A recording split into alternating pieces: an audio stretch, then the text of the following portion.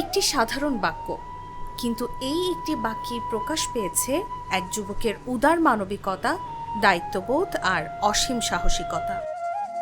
বজ্রকণ্ঠে কোনো স্লোগান দেয়নি মুগ্ধ, উচ্চারণ করেনি কোনো বিপ্লবী ভাষাও। তবুও কোটি বাঙালির হৃদয়ে গেঁথে আছে মুগ্ধের শেষ আহ্বান। আন্দোলনের উত্তাপে যখন ক্লান্ত হয়ে পড়েছিল সহপাঠীরা, তাদের তৃষ্ণা মেটাতে পানি নিয়ে এগিয়ে এসেছিল মুগ্ধ।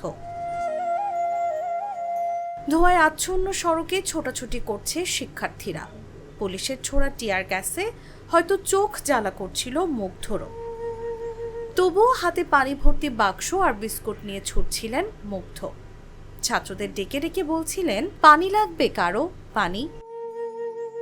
পুলিশের ছোড়া বুলেটের আঘাতে মুগ্ধর মৃত্যুর মাত্র 15 মিনিট আগে ধারণ করা এই ভিডিওটি আন্দোলনের নতুন আলোড়ন সৃষ্টি করে, আন্দোলনকারীদের মধ্যে শক্তি আর প্রেরণা যোগায়।